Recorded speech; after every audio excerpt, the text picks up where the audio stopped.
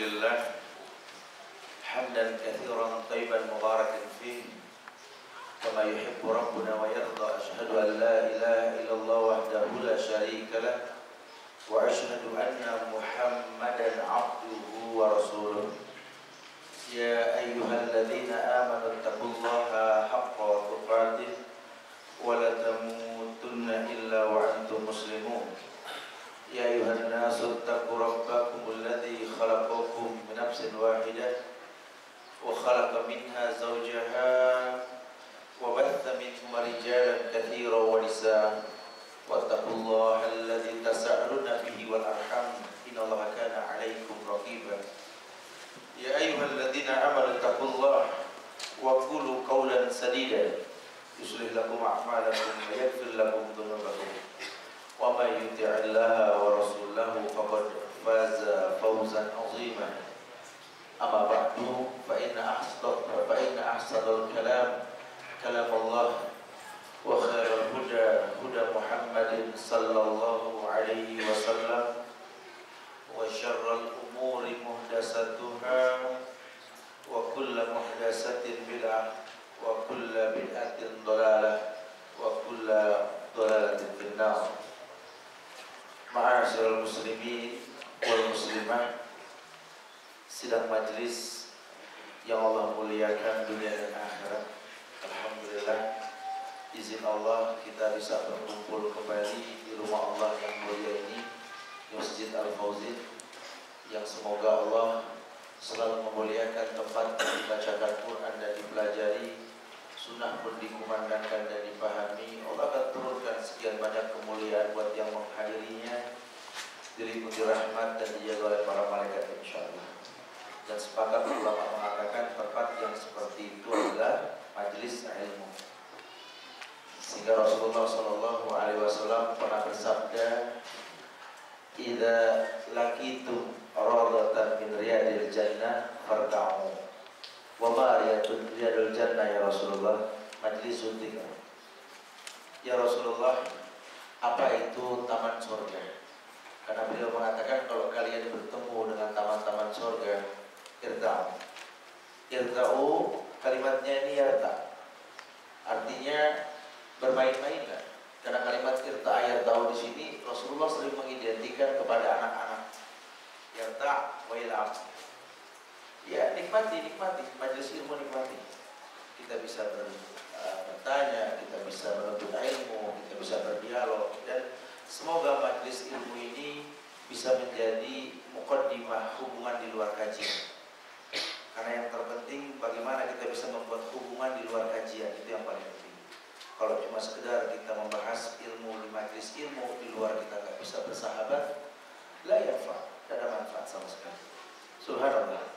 Alhamdulillah, teringat sebuah kalimat yang terucap dari lisan Al-Alama Ibnu Qayyim Al-Jauziyah, bahwa beliau mengatakan sesungguhnya agama ini adalah akhlak, seluruhnya akhlak. Sehingga kalau manusia yang mengaku beragama enggak memiliki akhlak, wallahi, maka hilanglah agama dalam hidupnya. Maka demi Allah, banyak sekali kata-kata mutiara yang beliau sampaikan kepada manusia, yang seandainya kita bisa menyimpulkan, kita akan merasakan ma'ashalah hadaddin, betapa mudahnya agama ini. Tapi kalau kita sikapi dengan sesuatu yang kita tidak mengerti bagaimana mengimplementasikan di masyarakat, yang ada adalah sebuah kerusakan. Sebuah kerusakan yang dipertontonkan. Wallahi, sepakat kita mengatakan laqad kana lakum fi Rasulillahi uswatun hasanah. Telah ada suri teladan yang terbaik pada diri Rasulullah sallallahu alaihi wasallam. Hatta Khawarij, orang-orang yang membunuh Ali bin Abi Thalib, setuju dengan ayat ini. Cuma mempraktikkan ayat di masyarakat ini yang kadang manusia enggak memahaminya. Bukankah ketika Allah muliakan Rasulullah dengan kalimat dalam Al-Quran, wa innaka la'ala khulqin azim, bahwa sesungguhnya ya Muhammad kau memiliki akhlak yang azim, akhlak yang agung. Dan kalimat akhlak yang agung ini disarahkan oleh istri beliau sendiri, Aisyah radhiyallahu anha. Beliau orang yang mengatakan akhlakul Quran, bahwa akhlak Rasulullah Al-Quranul Karim. Sehingga ini kabar bahwa kitabullah Al-Quranul Karim akmalul kutub, selengkap-lengkapnya kitab di atas dunia ini Al-Quranul Karim. Maka alangkah lucunya kalau ada orang yang beragama jauh dari Quran. Tetapi Quran menurut siapa? Karena kalau Quran menurut Khawarij juga, Ali bin Abi Thalib pun dibunuh. 9 bacokan di leher Ali sambil mengatakan, inil hukmu illa lillah. Ali, hukum ini milik Allah, bukan milikmu. Antum pernah mendengar hikayat tentang terbunuhnya Ali dan majunya Abdullah bin Abbas untuk berdebat dengan Khawarij? Karena Rasul sudah kabarkan al-Khawarij kilabun nar. Khawarij ini adalah kilab, jamak dari kalb, anjing-anjing neraka. Berarti Rasul hinakan sekali. Padahal wallahi mereka orang yang memahami Quran menurut mereka. Mereka penghafal Quran bukan tidak. Banyak di masyarakat kita. Sejak tahun 90-an yang lalu sudah berjamuran TK-TK penghafal Quran, pendidikan-pendidikan penghafal Quran. Tapi setelah mereka menghafal Quran, yang terjadi mereka orang-orang yang meletakkan bom bunuh diri. Mereka orang yang mengatasnamakan ghibah adalah jihad. Demonstrasi, mereka katakan jihad. Allah Karim, membeberkan aib dari pinggir jalan pemimpin-pemimpin kita. Ini ghibah. Dan ghibah sama dengan 70 kali zina dengan orang tua. Bagaimana kau bisa katakan adalah sebuah jihad? Wa ya'udzubillah wa na'udzubillah. Maka nanti kita akan coba bicara tentang dialog ini. Indah sekali. Jadi disimpulkan oleh ulama karena mungkin usia yang muda, kurang yang memahami dan jauhnya dari ahlul ilmi. Saya masih teringat perkataan Syekh Ali Hasan bin Ali Abdul Hamid Ali Al-Halabi ketika beliau datang kemarin sebelum di Istiqlal kita kumpul di Cisarua. Beliau mengatakan, "Law fikum khilaf al-hakim huwa dalil. Ma huwa dalil? Qala Allah wa qala Rasul wa qala sahabah. Innama fatwa al-asatid laisa fatwa al-ulama wa fatwa al-ulama laisa fatwa al-ulama ar-rabbaniyin." Kama qala Syekh Ali Hasan bin Ali Abdul Hamid Al-Halabi, yang saat itu beliau bicara dalam Niqaul Maftuh di hadapan dua orang mulia lainnya, yakni Syekh Musa dan satu lagi Syekh Akram Az-Ziyad. Apa yang beliau maksud? Kalau terjadi khilaf di antara kalian, hakimnya itu dalil. Bukan setiap orang menjadi hakim buat orang lain. Ma huwa dalil? Qala Allah wa qala Rasul wa qala sahabah. Firman Allah, sabda Rasulullah sallallahu alaihi wasallam dan pemahaman para sahabat. Kalaupun ada fatwa para ustaz, bukan fatwa ulama. Kalaupun ada fatwa ulama, kata beliau, bukan fatwa ulama rabbaniyin. Sehingga ada tingkatannya. Ya, kita agak gampang mengatakan sam'an wa ta'an, walaupun ada ayat yang mengatakan wa ma kana lil mu'minin wa lil mu'minatin idza qadallahu wa rasuluhu amran ayakuna lahumul khiyaratu min amri. Tidak ada pilihan lain buat orang beriman. Orang beriman bukan sekedar muslim, karena tidak semua orang Islam beriman, tapi orang yang beriman kepada Allah dipastikan keislamannya. Karena kalau beda antara orang Islam dan orang beriman, oh jelas. Antum perhatikan banyak ayat-ayat yang mengabarkan tentang perintah buat orang Islam global. Tapi kalau bicara orang beriman, Allah yang mengatakan dalam surat An-Nur ayat 21, ya ayyuhalladzina amanu la tattabi'u khutuwati syaitan. Orang Islam tahu setan tidak boleh diikuti, tapi orang beriman jauh lebih tahu untuk tidak mengikuti propaganda setan. Ramadan, puasa kemarin kita tahu sebagai muslim tidak boleh makan dan minum di siang hari. Maklum. Tetapi orang beriman jauh lebih tahu, dia tidak menjadi penyebab orang makan dan minum. Kita tahu bahwa qaul zuhur menghilangkan pahala puasa Ramadan. Perkata yang sia-sia, fitnah, ghibah dan lain-lain. Orang beriman jauh lebih tahu, dia enggak menjadi penyebab orang-orang melakukan ghibah, melakukan qaul zuhur. Sehingga ada istilah darul mafasid muqaddam ala jalbil masalih. Mencegah sesuatu yang buruk terjadi lebih dikedepankan ketimbang melakukan kebaikannya. Bagaimana kita ingin mencontoh dakwah Rasulullah SAW yang indah ini sampai dikatakan bahwa sebaik-baik masa pada masa Rasulullah tersebut.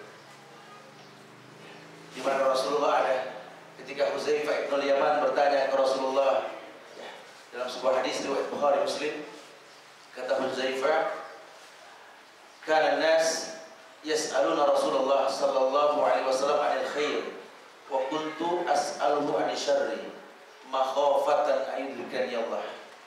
Faqultu ya Rasulullah, inna kunna fi jahiliyah wa fi syarrin faja'ala Allah bihadzal khair. Hal ba'da hadzal khair min syarr. Kata Huzaifah bin Yaman, dulu zaman Rasul kebanyakan orang bertanya tentang kebaikan, keindahan Islam. Tapi aku bertanya ke Rasulullah tentang keburukan, karena aku khawatir keburukan akan kulakukan sengaja atau tidak sengaja. Ya Rasulullah, kami pernah tinggal zaman jahiliyah dalam keburukan, dan datanglah al-khair, al-ma'na yani al-Islam, al-Islam. Hal ba'da hadzal khair min syarr. Apakah setelah zaman jahiliyah datang kebaikan Islam, Islam pun terkontaminasi dengan keburukan lain? Nah, hal ba'da dzalika syarr min khair. Apakah setelah keburukan tersebut jadi lagi kebaikan? Na'am, walakin fihi duhan. Tapi kebaikan yang berikutnya setelah pasca Rasulullah dan para sahabat akan ada kebaikan yang remeh.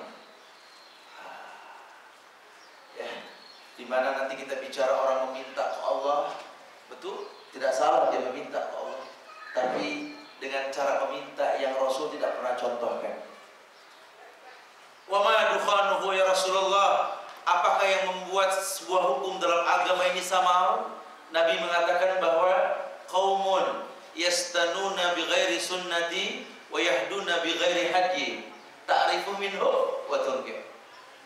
Di mana kau akan menemukan yang membuat remeng sebuah hukum karena adanya sekelompok manusia yang bersunnah tidak dengan sunnah Rasulullah sallallahu alaihi wasallam dan mengikuti petunjuk pun bukan petunjuk Rasulullah sallallahu alaihi wasallam. Yahduna bi ghairi hadi. Dia mengikuti hidayah dan dia minta minimal 17 kali itu hidayah. Ihdinas siratal mustaqim. Talabul hidayah. Coba kalau dikatakan kau minta petunjuk-petunjuk yang mana, dia akan tafsirkan sendiri bahwa siratal mustaqim itu jalan yang lurus. Ya, kalau bilang jalan yang lurus macam-macam. Kalau pembalap mobil bilang tol, gitu ya. Orang yang suka bangun rumah, jual beli bangunan, komplek mewah yang nggak ada poldur, gitu ya. Hidup nyaman, tentram tanpa ada ujian. Padahal orang hidup pasti diuji lah. Tapi kalau siratal mustaqim yang Allah kabarkan, siratal ladzina an'amta 'alaihim minan nabiyyin wasiddiqin wasuhada wasalih. Berarti kan kalau kita minta jalan yang lurus, ya kita harus tahu jalan lurus apa ini. Oh, jalannya para nabi dan rasul, para siddiqin, para syuhada, orang-orang yang mati syahid, para salihin, orang-orang yang solih. Berarti sebelum minta hidayah, kita harus tahu sirah mereka, gitu loh. Karena banyak orang kadang-kadang mengeluh, ya Allah, berat dia hidup ini, ya Allah. Dia minta kepada Allah untuk dimudahkan hidup. Padahal Allah sudah mudahkan dia, cuma dia nggak berasa kalau Allah telah mudahkan dia. Contoh, belakangan ini banyak orang bertanya, Ustaz, ya Allah hidup ini melelahkan Ustaz. Subhanallah. Ya iyalah. Sampai Nabi bilang mustarih, mustaruh alaih, ya kan? Ada dua mayit diusung kata Nabi mustarih. Ini orang yang capek di dunia, diistirahatkan untuk dapat nikmatnya kubur. Mustaruh alaih. Ini orang yang memang bikin pegel dunia, diistirahatin buat siap azab kubur gitu. Terus dunia ini melelahkan. Aduh, saya kalau dibilang doa sih tadi Allah dari zaman masih megang kitab Majmu' Syahrih tak apa doa dari Ustaz Yajid sudah punya. Doa apa yang enggak hafal. Bicara sholat, ada berani ngadu sholat sama antum terbayangkan anak. Cuma kok sholat dan doa kayaknya nggak membuat anak mulia ini. Nah, ini kalau dibiarin resikonya suuzon sama Allah. Betul? Perlu dikritisi. Ya, diarahkan ya. Sisanya si Allah yakin. Allah berikan hidayah kepada dia. Insyaallah. Apa permasalahannya? Saya diuji sama Allah, Ustaz. Dari dulu begini aja ujian. Aduh, capek Ustaz. Dia lagi ya Allah. Emang berapa tahun diuji begini? Berapa tahun? Ya Allah Ustaz, udah hampir 20 tahun ujian saya gini-gini aja Ustaz. Saya bilang Alhamdulillah. Alhamdulillah. Ya Alhamdulillah ya akhirnya. Kalau 20 tahun Anda diuji begini-begini aja, harusnya kan profesional. Berarti kan Allah ijabah doa Anda. Anda tidak diuji dengan yang lain supaya apa? Supaya Anda biasa menghadapinya gitu loh. Cuma karena buruk sangka Anda kepada Allah, Allah mengatakan, "Wadzalikum zannukumul ladzi zanantum bi rabbikum ardakum." Ardakum fa asbahtum minal khasirin. Itulah prasangka buruk yang kau sangkakan ke Allah. Maka asbahtum, setiap pagi kau rasakan minal khasirin, tergolong orang-orang yang rugi. Ya Allah ya Karim, Allah Al-Hakim, Allah Maha Adil. Antum bayangkan, antum mau tinggal di mana? Mau tinggal di Depok, mau tinggal di Jakarta atau Indonesia, atau orang saya di Bogor sana. Insya Allah doa bangun tidur kita sama, betul? Kalau saya di Bogor, kalau bangun tidur itu Alhamdulillahilladzi ahyana ba'da ma amatana wa ilaihi nusyur. Depok sama. Berarti agama kita sama ya. Cuma mungkin kita baca itu doa kita nggak paham gitu kan. Karena kan perintah Alhamdulillah itu kan syukur. Bangga masih dibangunin sama Allah. Sehingga kalau dia sudah bangga, dari pagi diajarkan bangga, dia tahu bahwa memang nabinya yang membuat doa ini terrealisasi. Kenapa? Bukankah doa Rasulullah, Allahumma barik li ummati fi bukuriha, ya Allah berikan berkah pada umatku di pagi hari. Maka buat orang yang memang umat Rasul, ini yang perlu dipahami, mungkin kesan ada sedikit canda ya, tapi penting sekali. Allahumma barik li ummati fi bukuriha, ya Allah berikan berkah pada umatku di pagi hari. Nabi bilang umatku, bukan seluruh manusia. Kalau bicara seluruh manusia, itu sifat rahmannya Allah nanti. Allah turunkan hujan, hatta orang kafir dapat adem. Ya, Allah turunkan nikmat di atas dunia, hatta orang yang nggak pernah sholat pun merasakan kenikmatan. Itu rahmannya Allah. Cuma kalau orang bisa memanage rahmannya Allah, menggapai rahimnya nanti di sorga, gitu lah ya. Allah turunkan kemuliaan, Nabi ajarkan umat Muhammad. Siapa umat Muhammad? Ini yang penting. Karena kita tinggal di negeri yang semua orang mengaku umat Muhammad Sallallahu Alaihi Wasallam, tapi tidak semua orang tahu siapa Muhammad Sallallahu Alaihi Wasallam. Bahkan kaifiat dakwah Rasulullah Sallallahu Alaihi Wasallam yang lebih fatal ketika mereka menganggap diri mereka paling betul sebagai umat Muhammad, bahkan mengaku keluarga Muhammad Rasulullah Sallallahu Alaihi Wasallam. Tapi wallahi, hukum dalil membatalkan apa yang mereka katakan. Karena Allah dengan tegas mengatakan bahwa Nabi pun menyampaikan, la farqa baina arabiyyin wa ajamiyyin illa bittaqwa. Inna akramakum indallahi. Bahwa untuk umat Muhammad khusus, ya, dia tidak siapapun dia, yang penting inna akramakum, yang paling mulia di antara kalian atqakum, orang yang paling bertakwa. Ya, orang mungkin beribadah tapi bertakwa ya belum tentu. Sorry. Ada ayat tadi lanjutan ayat itu mengatakan bahwa walaula fadlullahi alaikum wa rahmatuhu ma zaka minkum min ahadin abadan walakinallah yuzakki man yasha.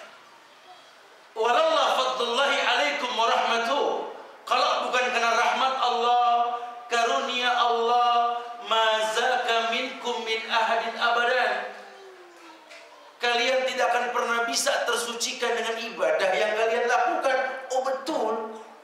Karena ayat ini disarahkan dengan sekian banyak hadis. Yang salah satunya hadis yang menjelaskan ada orang yang menuntut ilmu dibatalkan. Kenapa? Pengen dibilang alim. Orang yang baca Quran bagus, pengen dibilang qari. Orang yang bersedekah pengen dibilang dermawan. Orang yang berjihad pengen dibilang pahlawan. Tapi semua mati konyol. Kenapa? Walaula fadlullahi alaikum wa rahmatuhu ma zaka minkum min ahadin abadan walakinallahu yuzakki man yasha. Manusia tidak tersucikan dengan ibadah yang dia lakukan. Ya, terbukti bukan mereka nggak baca, bukan mereka nggak tahu baca dan tahu, cuma mereka nggak paham. Ya. Ini kalimat ulil albab, yang kaumun yatafakkarun dan lain-lain ini penting dibahas. Karena kalau tidak, kita akan terlena dengan kenikmatan dunia yang sudah kita lakukan. Bahkan kita merasa takjub dengan ibadah yang telah kita lakukan. Inilah yang terjadi dengan tenangnya orang-orang Khawarij ya, menjawab pertanyaan Abdullah bin Abbas. Ya, saya respect sekali dengan Imam Mufassirin ini ya, senang baca biografi beliau ya, Masya Allah.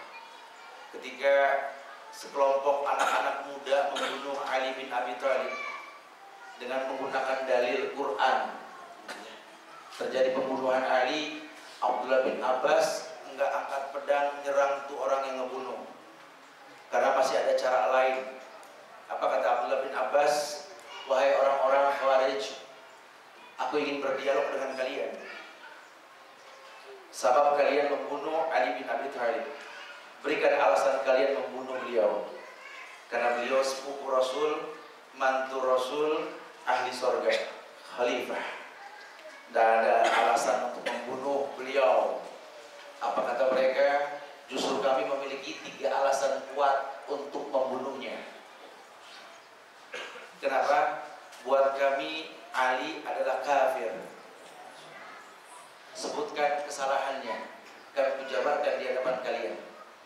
Dengan tenang mereka mengatakan, yang pertama, kami melihat bahwa Ali bin Abi Thalib telah melakukan kekufuran, yakni merubah hukum Islam, tidak menegakkan kisos. Ya.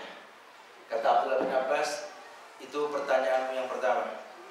Oh iya, karena apapun yang kita debat, sesungguhnya Quraisy itu innahum qaumun khasimun, orang yang suka ribut.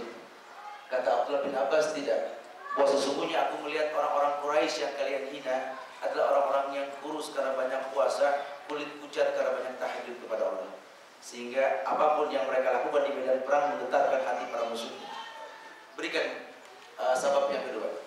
Akan kujawab yang pertama nanti. Yang kedua, Ali bin Abi Thalib tidak menegakkan hukum ghanimah, rampasan perang. Maka ketika dia tidak menegakkan hukum ini, Ali adalah kafir. Yang ketiga, teruskan kata Abdullah bin Abbas, menjawab seluruhnya. Bahwa yang ketiga, Ali bin Abi Thalib ini adalah orang yang telah mencopot gelar Amirul Mukminin, maka beliau Amirul Syaitan. Subhanallah ya. Ini kalau terjadi sekarang urusan orang pada nggak dagang, berantem dulu gitu ya. Kata Abdullah bin Abbas, inilah kesalahan yang akan terjadi ketika fitnah, utama orang menjauhkan ahlul ilmi. Fas'al ahlal dzikri in kuntum la ta'lamun. Tanya sama orang yang berilmu kalau kalian nggak tahu. Sahabat Rasul masih hidup. Dulu ketika ada Rasul, kami menyaksikan turunnya ayat. Kalian tidak ada.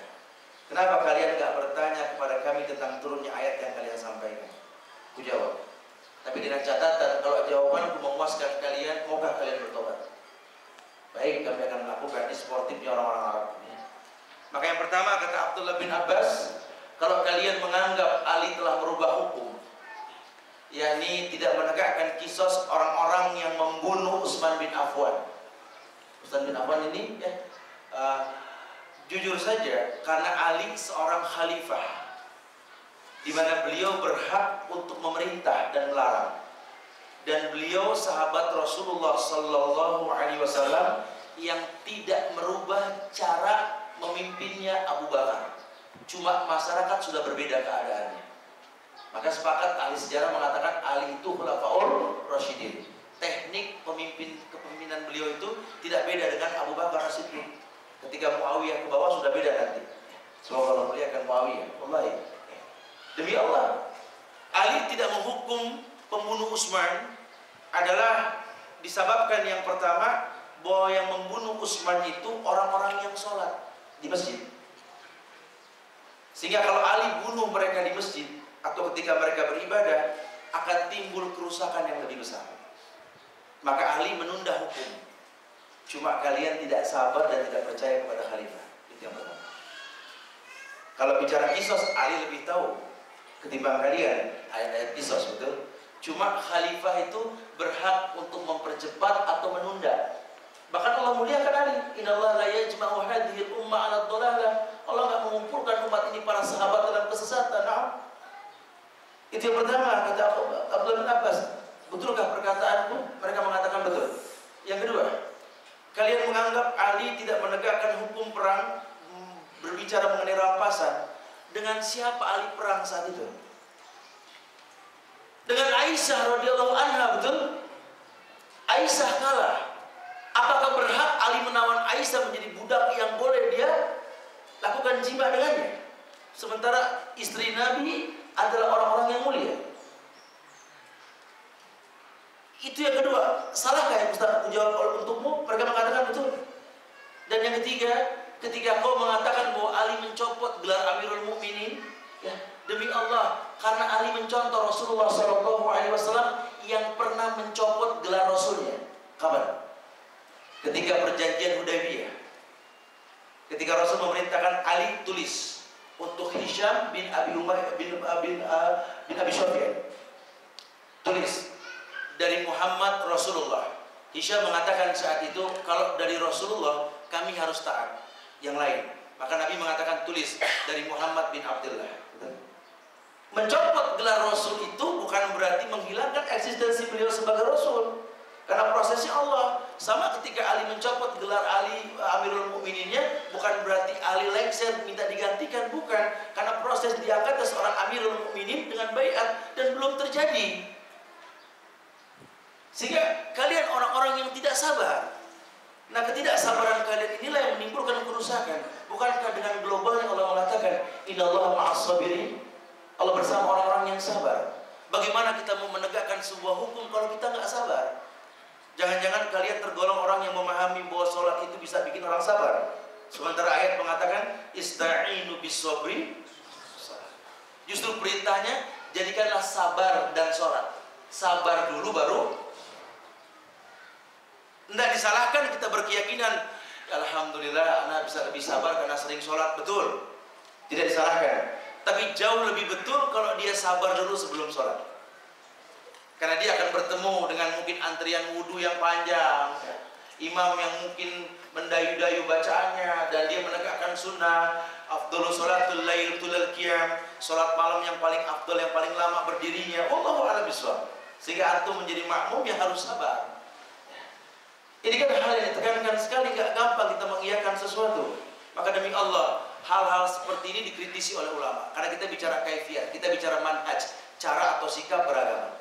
Nah, dakwah Rasulullah SAW maklum, antum pun mungkin sering mendengar bagaimana Rasul memerintahkan Mu'az bin Jabal untuk datang ke negeri Yaman, negerinya ahlul kitab. Mu'az bisa perang, Mu'az jago perang, Mu'az jago dalil. Tapi yang Nabi perintahkan apa? Innaka ta'ti qauman min ahlil kitab falyakun awwala ma tad'uhu syahadatu an la ilaha illallah.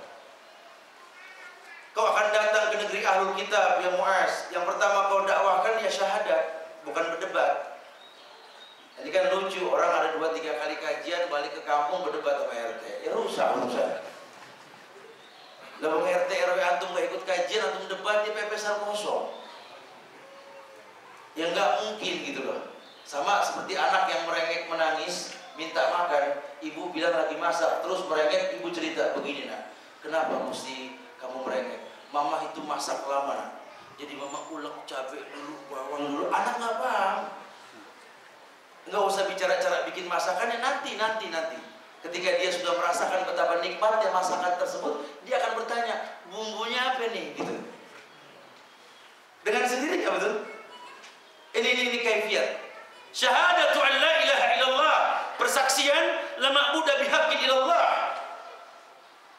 Bahkan kita sampaikan tentang syahadat plus kita jelaskan tentang tauhid, ya rububiyah, asma wa sifat, ya uluhiyah. Karena mungkin ada orang yang mengatakan asyhadu an la ilaha illallah tapi enggak kenal Allah, banyak. Makanya tadi Allah mengatakan dalam surah An-Nur tadi, walaula fadlullahi alaikum wa rahmatuhu ma zaka minkum min ahadin abada. Kalau bukan karena karunia Allah, kalau bukan karena rahmat Allah, ma zaka minkum min ahadin abada. Tidak akan pernah kalian tersucikan dengan ibadah yang kalian lakukan. Ya berarti kita nggak usah kaget ya kalau seandainya yang dicurigain sama KPK itu rata-rata orang yang sholat. Ya. kita nggak usah heran kalau ternyata penundaan kuota 8 tahun untuk orang haji setoran sekarang itu kan bisa lumayan berputar dana, betul? Nah, jadi antum jangan heran, cuma memang kita nggak bisa meredam fitnah itu, ya, pasti terjadi. Tapi kan kalau seandainya Allah sudah cinta sama kita, sayang sama kita, apapun yang ada nggak mengkontaminasi orang muslim. Kenapa? Karena Islam ini liyuzhirahu ala dini kulli. Islam ini agama yang mewarnai, bukan diwarnai, ya. Islam tuh agama yang nggak melarang kita berteman sama orang barat kafir, nggak boleh. Tapi tolong, kita ini mewarnai bukan diwarnai. Ya kalau antum bilang kita nggak boleh berteman sama orang kafir, ya salah. Kita menghina produk orang kafir, ya salah.